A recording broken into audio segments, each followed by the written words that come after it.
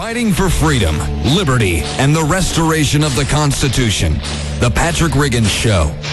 Call in now at 865-243-8255. That's 243-TALK. And now your host, Patrick Riggins. Welcome back to the Patrick Riggins Show here on the Libertarian Lighthouse Radio Network. We are shining the light of American ideals and all the filth and trash that the two parties put out in the hopes that you'll vote for them.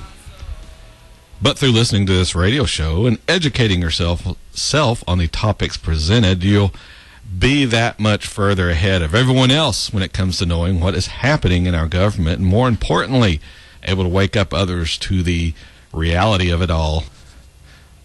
That was interesting, listening to my promo during my show. Just to let you know to tune in for Patrick. Hey, the show you're already listening to, guess what? It's on. Hey, it's an imperfect world, Patrick. Get over it. Yes. I would think promos would run when your show's not on. So that's like Kroger running advertisements to shop at Kroger while you're in Kroger. They do that. They do that. Hey, be sure and shop while you're here.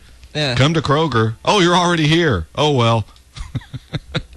So be sure and listen to that Patrick Riggins Show at 2 p.m. Sunday afternoons. Oh, it's 2:20 already. All right, now that I've made the program manager mad. Mr. Riggins, can I see you in my office, please? My promos will be running at 4:30 a.m. now. Really. In my tank, please. If even then. All right. In this segment, what I want to do is go over a column written by Max Slavo, it's not that it's an alarmist or survivalist. I just found it interesting and thought my audience would as well.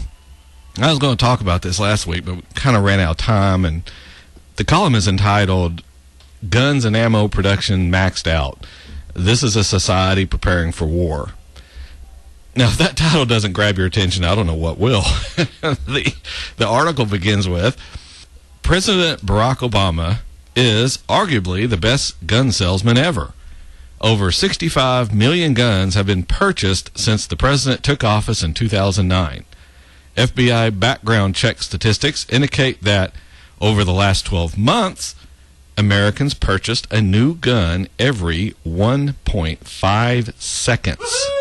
Yes, a figure which suggests there is much more to the recent panic buying than people just stocking up to go hunting or sports shooting.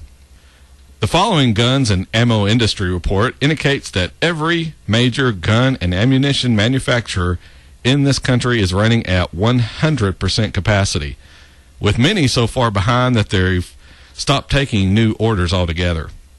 It has some statistics in here which I thought was interesting. Smith & Wesson is running at full capacity, making 300-plus guns a day, mainly their M&P pistols, which is their pistols designed for carry-type situations. But they've got some bigger ones, but they're unable to produce any more guns at this level to help with the shortages. Ruger, they plan to increase production from 75% to 100% in the next 90 days.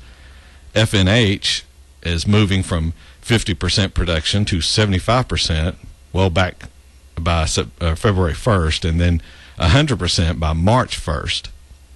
Remington is already maxed out. They 100% capacity, can't do any more. Armalite, already maxed out. 100% capacity, can't do any more.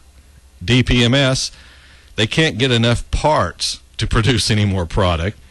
Colt says their production runs are increasing weekly, but they're bottlenecked by bolt carriers, so they can't get enough of those, obviously. LWRC, they're making only black guns, running at full capacity, and they can't get enough gun quality steel to make the barrels. One thing, Springfield Armory, that's the only company who can meet the demand, but they're running 30 to 45 days behind. So big back orders. I was reading, is of course on Facebook, so it's take true. it with a grain of salt. No, but it's absolutely true on Facebook. There is I believe is a Canadian gun maker who has the New York City Police Department as their account, and they canceled every firearm going to the New York Police Department. Yes, there's been Did a you lot read that? of that. Yeah, I don't think a lot of it's just trying to take it and try to get some good feelings with gun owners. Some of these gun manufacturers have shown a tendency to turn around and stab you right in the back. So, but Big business? Stab you in the back? No Looking matter out what for they themselves. produce? Yeah, there's been some, of course, Smith & Wesson went through a little bit of that a few years ago, and they're just now, I think, people are starting to forgive them a little. Some won't ever, but they're working back. Also, in addition, though, as far as ammunition, they're reporting that every caliber is now allocated. We're looking at a nationwide shortage of all calibers over the next 9 months. All plants are producing as much ammo as possible, with 1 billion, with a B, billion rounds being produced weekly. Yes, $1 billion. Magpul is behind. They make magazines. They're behind 1 million magazines, with company representatives stating, quote, "Do not expect any large quantities of Magpul products anytime soon." So they also make stocks and some other stuff. In addition, for those people who reload their own ammunition, thinking, hey, I'll just get around this and reload my own stuff, all Remington, Winchester, CCI, and Federal primers are going to create in-house ammo first. There are no extras for reloading purposes. It could also be 6 to 9 months before those things get caught up. Now, the article continues with Mr. Slavo's reasoning for this huge demand for arms and ammunition. It says, many who have exercised their Second Amendment protections are the first-time buyers concerned with federal and state gun grabs being spearheaded by politicians who are using the Sandy Hook school shooting as a pretext to restrict access to personal defense rifles, large-capacity magazines, and even ammunition. But this may only be part of why there's so much demand. There are millions of Americans who are genuinely concerned with not just the government taking their guns, but all of their other constitutionally protected freedoms as well. We understand what happens in regimes that disarm their people. We've seen the democide of the last century, which left millions, hundreds of millions of people dead or displaced when their governments turned on them. With over 300 million firearms in America in the hands of private citizens, the people are sending a loud and clear message to their government: back off. Stop encroaching on our personal liberties. Limit yourself to your constitutionally granted powers and nothing more. Of course, if you were listening to this show, we just heard the Republican golden boy, Mr. Rubio. It was last week. I think it was last week. Boy, this month goes by quick. But Mr. Rubio, he's Hispanic and Republican. I mentioned that on the other show, but I just want to be sure and get that in. He assured us that government should limit itself to constitutionally granted powers and nothing more. And for those of you who missed that, here's what he said. But government's role is wisely limited by the Constitution, and it can't play its essential role when it ignores those limits. So there you go. What else is there to worry about?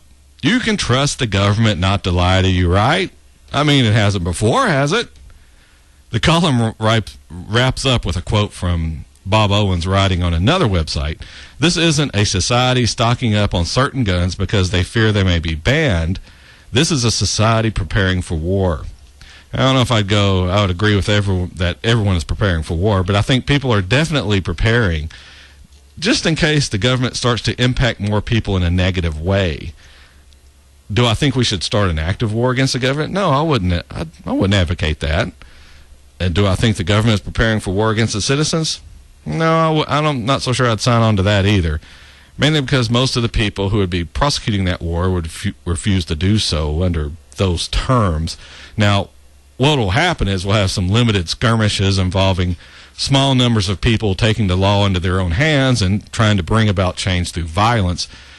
The government knows that it can act against these sort of people harshly without incurring the wrath of the majority of the population. And so what we're left with is mainly death by 1,000 cuts.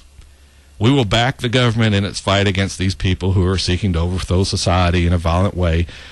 That's how these little outbreaks will be sold to the rest of us. Makes it much easier to cheer on the government, the good guys trying to protect us from the so-called nut jobs.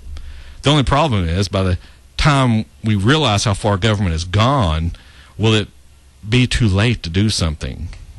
I think with the amount of arms now in the hands of the citizens of this country, I don't think we'll get to the point of no return. we just have too many people that have guns. So what's the answer right now? Well, it's what I've been preaching on this show from the very beginning. We, the citizens, hold the answer. We hold the solution. It is voting out these people who believe in more governmental control. It's just really that simple. Don't listen to these people who say we're too far gone. We aren't. We could turn this whole country around at the next election. We made a good effort in 2010, but then we kind of fell down in 2012. This isn't a one-time thing. This isn't a show up and vote one time and everything is back to where it should be. We have to get good people to run. Don't accept whoever the major parties are putting up. Nominate and get elected good libertarian people. With the number of people who turn out to vote being so low, it wouldn't take a whole lot of people getting together to get it done. But you have to do it. That's the key.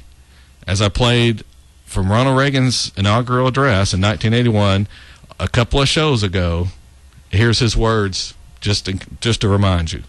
Progress may be slow, measured in inches and feet, not miles, but we will progress. Exactly. We will progress if you'll work at it. We're at the bottom of the hour here on the Patrick Regan Show, already zipping along. When we come back, we may talk a little bit more about this. A little stuff on gun control and holding our politicians responsible for their negligence when we come back.